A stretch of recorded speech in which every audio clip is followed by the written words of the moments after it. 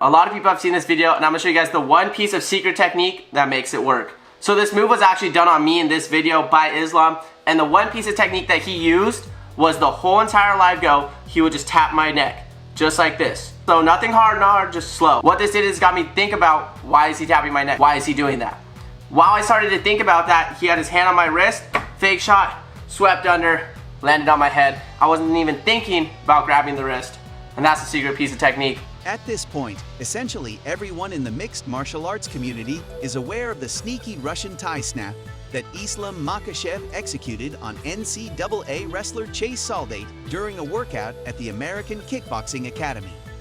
Although Makhachev's uncommon takedown move was flawlessly executed, few have noted the minor intricacies and setup he employed to get there.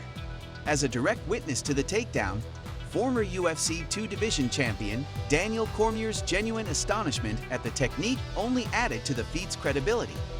Sonnen, who is ranked number 19 in the NCAA's 157-pound category, explained how Islam Makhachev deceived him into assuming he had another technique planned while patiently plotting the move with a simple yet effective setup.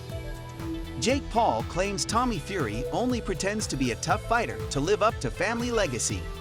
Jake Paul is finally scheduled to fight Tommy Fury on February 26 in Saudi Arabia after multiple bookings fell through in the past. The duo recently faced off inside the ring during the Arter Better BF versus Anthony Yarde fight on Saturday in London. Fury comes from a long line of gypsy boxers and is the half-brother of heavyweight world champion Tyson Fury.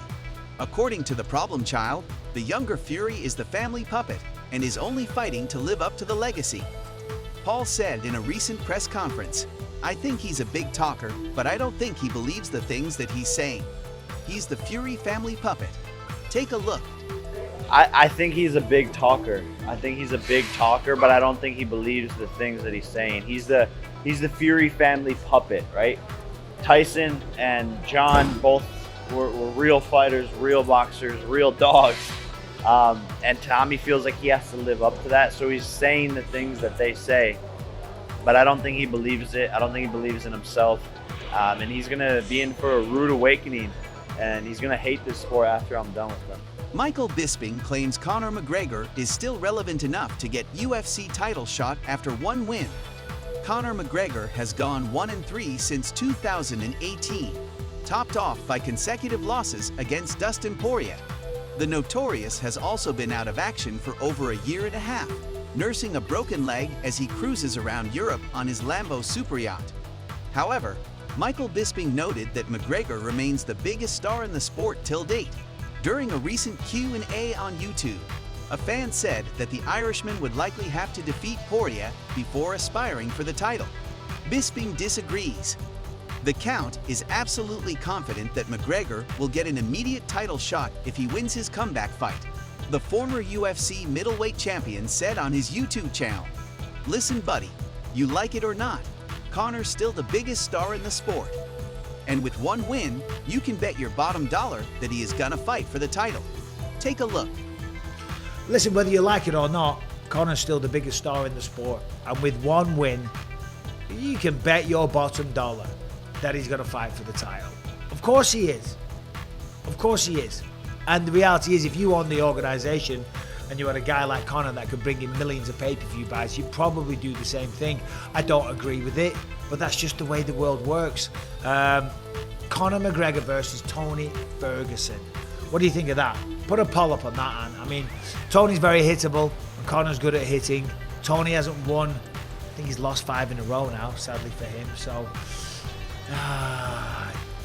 Chael Sonnen thinks Khabib Nurmagomedov hasn't had an appropriate mixed martial arts send-off.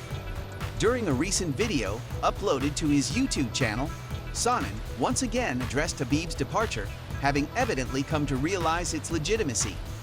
For the American gangster, the magnitude of the Russians' apparent farewell from the sport and mainstream coverage can't be understated. And for that reason, he doesn't believe Khabib has had an appropriate send-off from mixed martial arts. Khabib Nurmagomedov. Guys, is this the last time we talk about him? Sonnen asked. Is that what's going on here? Khabib's out. Khabib's out of the industry. I don't know that sets in. Take a look. And I gotta ask you guys, is this how we're saying goodbye to Khabib? Has he already said goodbye? Is Khabib even going to see this video? If Khabib's not going into the gym, if he's not going out to Perth, if he's not going into the corner, if he's not managing, if he's not traveling, if he's not cutting weight, why, you think he's in a .com somewhere right now? He's over at youtube.com checking out the Chael Sonnen page? Probably not. We have probably said goodbye to Khabib. I just feel like that's a massive story. I feel like the send-off was inappropriate. I don't want to imagine that this is the last time I say the words Khabib Nurmagomedov to you guys. But it might be. Francis Ngannou responds to Tyson Fury's call-out involving special rules matchup. Francis Ngannou's shock exit from the UFC has opened up options galore for the former heavyweight champion. WBC heavyweight champion Tyson Fury has expressed his interest in fighting the dangerous heavyweight. Tyson Fury previously called out Ngannou and outlined the terms of the unconventional bout that would be held in a cage and governed by boxing rules. Francis Ngannou, I know you're out of contract with the UFC.